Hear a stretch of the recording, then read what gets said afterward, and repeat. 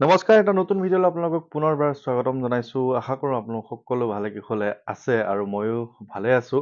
বৰ বিশেষ ভালো নহয় আচলতে।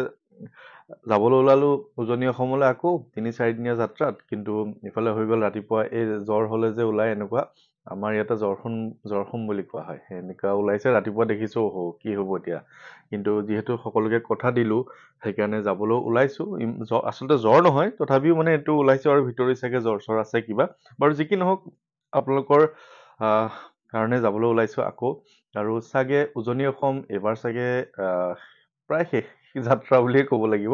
যদিও মাজে সময়ে নিমন্ত্ৰণবোৰ চাগে যাব লাগিব, তথাপিও মানে শেষ বুলি এইকাৰণেই কৈছোঁ, ইতিমধ্যে মই উজনি অসমলৈ প্ৰায় 4বাৰমান যোৱা হ'ল। আৰু আপোনালোকৰ মৰম আদৰ আচলতে খুব বেছি মোৰ ভাল লাগে। আপোনালোকক মই কেতিয়াও পাহৰিবও নোৱাৰোঁ। কিন্তু যোৱাটো অলপ কমিব আৰু চাগে। এইবাৰ গ'লে চাগে আকৌ ৩-৪ মাহলৈ মই আৰু উজনি অসমলৈ নাযাম। সেইকাৰণে মই এইবাৰ চেষ্টা কৰিম যে ৰাজহুৱা অনুষ্ঠান, কোনো ধৰণৰ ৰাজহুৱা স্থানত তেনেকৈ লগ নকৰি, যিসকলে বহুত দিনৰ পৰা নিমন্ত্ৰণ কৰি আছিল তেওঁলোকৰ কথাবোৰ মই ৰাখি তেওঁলোকৰ ঘৰলৈকে গৈ মোৰ যিখিনি কৰ্ম আৰু আপোনালোকে যি আশা কৰে মোৰ পৰা, বজৰংগ বাণেই হওক বা হনুমান চালিচাই হওক, সেইখন পঢ়ি আপোনালোকৰ কুশল মংগল কামনা কৰিবলৈ মই চেষ্টা কৰিম। আৰু কথাটো এনেকুৱা ধৰণৰ হ'ব যে যিহেতু আপোনালোকক মই 3 দিনমানৰ পৰা কৈ আছোঁ যে উজনি অসমলৈ যাম, আৰু আপোনালোকে মই যেনেধৰণে কৈছিলোঁ যে ওপৰত কেৱল নিমন্ত্ৰণ শব্দটো লিখি তলত বাকীখিনি লিখিলে মই নিমন্ত্ৰণটো যেতিয়া ওপৰতে ওলাই থাকিব তেতিয়া মই বাকীখিনি মেছেজ চাবলৈ আৰু সুবিধা হয় তলৰখিনি। গতিকে বাকী অন্যান্য বহুত মেছেজ ইতিমধ্যে আহি থাকে, আপোনালোকে জানেই। কিন্তু যিহেতু এটা যাত্ৰা কৰিবলৈ ওলাইছোঁ, প্ৰথমতে মই ভাবিছোঁ নিমন্ত্ৰণসমূহ ৰক্ষা কৰাটো মোৰ কাৰণে খুব বেছি জৰুৰী হ'ব। আৰু ঠিক তেনেকৈ অহাকালিলৈ যাম ধেমাজিত অহাকালিলৈ থাকি পৰহিলৈ যাম তিনিচুকীয়াৰ পৰা তিনিচুকীয়াত থাকিম চাগে। থকাৰ পিছত নেক্সট দুলীয়াজান যাম। দুলীয়াজানৰ পৰা সেইদিনাই নাহৰকটীয়া যাবলৈ চেষ্টা কৰিম। যদি নাহৰকটীয়া নাযাওঁ তেতিয়াহ'লে দুলীয়াজানতে সেই নিশা থাকি আকৌ নেক্সট মই নাহৰকটীয়া যাম। নাহৰকটীয়াৰ পৰা আকৌ মই ডিব্ৰুগড় আহিম। ডিব্ৰুগড়ত সেইদিনা ৰাতি থাকি আকৌ পিছৰ দিনা দেওবাৰ হ'ব, দেওবাৰে মই ঘৰলৈকে বুলি ডিব্ৰুগড়ত আগবেলা অকণমান সময় থাকি মই দেওবাৰলৈ ঘৰলৈ আহিম। তাৰপিছৰ পৰা আৰু উজনি অসম যাত্ৰাটো অলপ কমাম। তাৰপিছত কথাটো কেনেকুৱা ধৰণৰ হয় যে যিহেতু বহুতে নিমন্ত্ৰণৰ মেছেজবোৰ দিছে, মই আচলতে বহু পুৰণা যিসকলে বহু দিনৰ পৰা যোগাযোগ কৰি আছিলে তেওঁলোকক প্ৰথম গুৰুত্বটো দিয়া মোৰ বাবে খুব জৰুৰী। তাৰপিছতো যিসকল লোকৰ খুব কিছুমান জৰুৰী কিছুমান কথা থাকে, সেইবোৰ কথা মই আপোনালোকৰ কথাখিনি মানি মই তেনেকৈ ধৰণে যাওঁ। আৰু গতিকে আকৌ ওলালোঁ উজনি অসমলৈ আপোনালোকৰ আশীৰ্বাদ বিচাৰি। আৰু আপোনালোকে ইমান বেছি মৰম কৰে সকলোৱে, উজনি নামনি বুলি কথা নাই, সকলোৱে মোক খুব বেছি ভাল পায়। আৰু সেইবাবে মই আশা কৰি আছোঁ যে এইবাৰ দৌল উৎসৱত মই চাগে বৰপেটালৈ যোৱাৰ এটা মোৰ মানে মনৰ পৰা পৰিকল্পনা কৰি আছোঁ। কাৰণ বৰপেটালৈ নিমন্ত্ৰণ দিছিলে বৰপেটাৰ মানে যুগন্ধৰা দাস, লগতে তেখেতৰ যি পিতৃ মাতৃ উৎপল দাস আৰু তেখেতৰ মাতৃ মঞ্জু বা তেখেতৰ পৰিয়ালে মোক নিমন্ত্ৰণ দি আছিলে বৰপেটালৈ যোৱাৰ। মই চেষ্টা মানে মোৰ ফালৰ পৰা কৰি আছোঁ যাতে মই দৌল উৎসৱত মই বৰপেটা সত্ৰ এইবাৰ থাকিব পাৰোঁ। গতিকে সকলোৱে যিমানখিনি মৰম কৰে সেইকাৰণে আচলতে কিবা এটা কৰিবলৈ আপোনালোকৰ কাৰণে মোৰ মন যায়। আৰু কথা হ'ল কি, আজি খুব বেছি দৰকাৰী কথা এটা আপোনালোকৰ মাজলৈ লৈ আহিছোঁ। আৰু সেই কথাটো মোৰ মানে বহুত বেছি প্ৰশ্ন, আৰু বহুতে কমেণ্টতো সেই প্ৰশ্নটো কৰে বা ফোন কৰিও সেই প্ৰশ্নটো কৰে। আৰু সেই প্ৰশ্নটো এনেকুৱা ধৰণৰ যে মাছ মাংস বা আমিষ নিৰামিষৰ যিটো মানে কথাটো চলি থাকে, সেই কথাটো মানে খুব বেছি আহে। এতিয়া ইয়াত মই একদম ক্লিয়াৰকৈ উত্তৰটো দিবলৈ অকণ অসুবিধা পাওঁ, কাৰণ মই আগৰ ভিডিঅ'টো কৈছোঁ যে বহুতে মোক গালিও দিছিলে সেই ভিডিঅ'টো চাই যে আপুনি এনেকুৱা কথা কয়। কিন্তু মই এটা কথা বিশ্বাস কৰোঁ যে কোনোবা এজন ব্যক্তিৰ খাদ্যৰ যিটো অধিকাৰ, তাৰ ওপৰত মোৰ মাত মতাৰ কিন্তু অধিকাৰ একেবাৰেই নাই। কাৰণ আপোনাক মই এই বস্তুটো একেবাৰে এৰি দিয়া বুলি ক'লে আপুনি হয়তো মোৰ কথাটো ৰাখি এৰিব লগা হ'ব পাৰে, কিন্তু আপুনি যদি মানসিকভাৱে প্ৰস্তুত নহয় সেই বস্তুটো এৰিবৰ কাৰণে, তেতিয়া কিন্তু তাৰ ফলটো বিপৰীত হয়। সেইকাৰণে মই আপোনালোকক আচলতে সেই বিষয়টোত মই বিশেষভাৱে মাত নামাতোঁ। কিন্তু মই এটা কথা আপোনালোকক ক'বলৈ চেষ্টা কৰোঁ যে যেতিয়া আমি ভগৱানৰ নাম কীৰ্তন কৰোঁ, গুণানুকীৰ্তন কৰোঁ, ভগৱানৰ যিকোনো এখন পাঠ কৰোঁ, এয়া কীৰ্তনেই হওক বা ভাগৱতেই হওক বা হনুমান চালিচাই হওক বা দুৰ্গা চালিচাই হওক বা যিয়েই নহওক কিয়, যিখিনি আমি ধৰ্মগ্ৰন্থ আমি পঢ়োঁ, সেইখিনি সময়ত আমি আমিষ আহাৰটো একেবাৰে এভইড মানে এৰি চলাটো ভাল।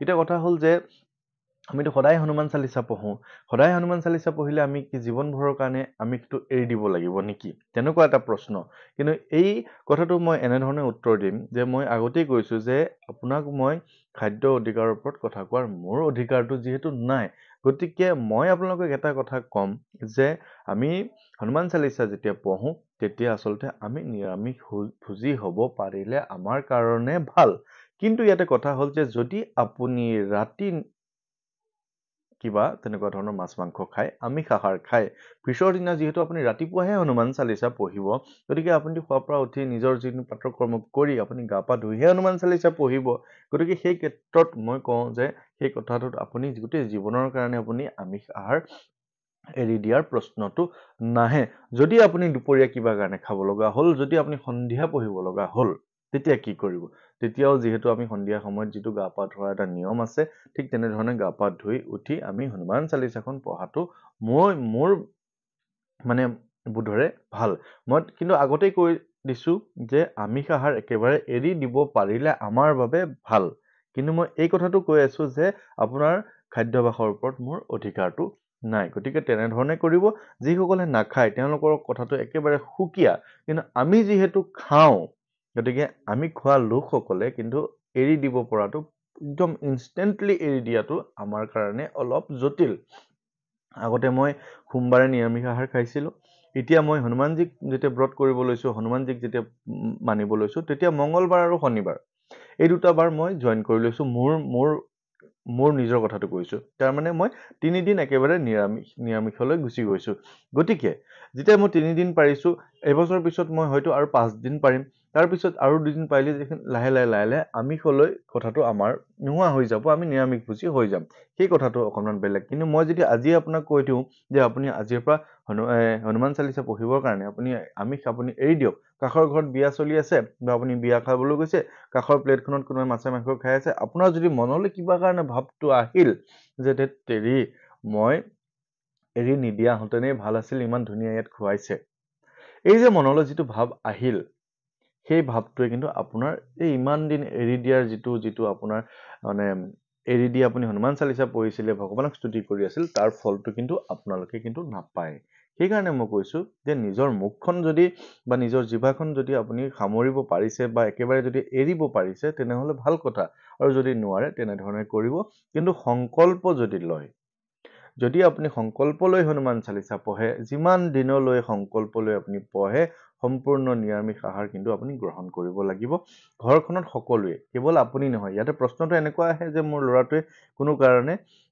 মানে এদিনো নোৱাৰে থাকিবলৈ মাছ মাংস কণী নোখোৱাকে কিন্তু এই কথাত আপোনালোকে ল'ৰাটোক বা আপোনাৰ পতিক বা আপোনাৰ স্বামীক আপোনাৰ ল'ৰা ছোৱালীক বুজাব পাৰিব লাগিব যে আপোনাৰ ঘৰখনৰ কাৰণে বা আমাৰ নিজৰ ঘৰখনৰ কাৰণে আমি কিবা এটা ডিচিশ্যন লৈছো বা ঘৰখনৰ মংগলৰ কাৰণে আমি সংকল্প ল'বলৈ ওলাইছো গতিকে আমি এইকেইদিন এৰি চলিব লাগিব এইকেইদিন ঘৰত সম্পূৰ্ণভাৱে নিৰামিষ চলিব দৰকাৰ হলে তোমালোকে নালাগে খাবলৈ ভাত পানী কিন্তু এইকেইদিন ঘৰত কোনো কাৰণে এইটো ক্ষমা নাই গতিকে তেনেধৰণে কৰিব এতিয়া নিৰামিষ বুলি কোৱাৰ লগে লগে কিবা কাৰণে মানে এনেকুৱা ধৰণৰ ভাৱটো লোৱা হয় যে যিজনে সংকল্প ল'ব তেওঁ আচলতে দিনটো ব্ৰত ৰাখি ফল চল খাই বা কল আপেল কমলা তেনেকে খাই পিছবেলালৈ আপুনি আলু ভাত বা তেনেকে ধৰণে খাব পাৰে বা ঘৰখনৰ লোকসকলে তেল কিবা কাৰণে খালেও কিন্তু কোনো কাৰণে মাছ মাংস একদম সম্পূৰ্ণ এভইড কৰিব লাগিব সেই কথাটো কিন্তু গুৰুত্ব দিব আৰু মই কথাখিনি মানে আপোনালোকৰ নিজৰ হিচাপে কওঁ মই যিখিনি অনুভৱ কৰোঁ সেইখিনি আপোনালোকে অনুভৱ কৰিব পৰাকে কওঁ ইয়াত কোনো ধৰণৰ মই একদম জ্যোতিষ শাস্ত্ৰৰ লগত জড়িত হৈ বা কোনো ধৰণৰ তেনেকুৱা বা বেলেগ ধৰণৰ কথাটো নকওঁ যে আপুনি একদম এনেকুৱা ধৰণৰ কৰক সেই কথাটো মোৰ কোৱাৰ আচলতে অধিকাৰ নাই বুলি মই ভাবোঁ সেইকাৰণে আপোনালোকক কওঁ মই যেনেধৰণে কৰোঁ মই নিৰামিষ খাওঁ মাছ মাংস কণী এইখিনি বস্তু সেইকেইটা দিনত নাখাওঁ বাকী মই তেল পিঁয়াজ কিন্তু মই খাওঁ গতিকে আপোনালোকৰ সম্পূৰ্ণ নিজৰ ওপৰত সেইটো সিদ্ধান্ত নিৰ্ভৰ কৰিব আপুনি যদি মানে হনুমান চালিচা ৰেগুলাৰ পঢ়িব বিচাৰে তেনেহলে আপুনি সম্পূৰ্ণ যদি একেবাৰে নিৰামিষ হৈ যায় সেই বিষয়টো একেবাৰে বেলেগ বিষয় আপোনাৰ ওপৰত নিৰ্ভৰ কৰিব যদি সংকল্প লয় সেই কথাটো কিন্তু মই আপোনালোকক ডাঠি ক'ব পাৰোঁ যে আপোনালোকে সম্পূৰ্ণ নিৰামিষ আহাৰ গ্ৰহণ কৰিব গতিকে আশা কৰোঁ আপোনালোকে মোৰ কথাখিনি বুজিব পাৰিলে চাগে মই কি ক'বলৈ বিচাৰিছোঁ আপোনালোকক গতিকে আপোনালোকক মই এই কথাখিনি খুব মানে ক'লো, আকৌ মাজে সময়ে এই বিষয়টো আকৌ ক'ম, বেলেগ ধৰণে ক'ম। কাৰণ কি হয় যে মানুহ সদস্য নতুন নতুন হৈ থাকে, সকলোৱে জানিব বিচাৰে। গতিকে সংকল্পৰ কথা ফোনত মোক বহুত বেছি সুধি থাকে। যিসকল নতুনকৈ আহিছে তেওঁলোকে ৩-৪ দিন আগৰ ভিডিঅ'টো চাই, কিন্তু সংকল্পৰ ভিডিঅ' যে ধৰি লওক ১ মাহ বা ২ মাহ আগতে দি থৈছোঁ, সেই কথাটো তেওঁলোকেও নাজানে। গতিকে সেইকাৰণে কথাবোৰ ৰিপিট কৰি থাকিব লগা হয় আৰু ভিডিঅ'বোৰ নতুনকৈ কৰি থাকিব লগা হয়।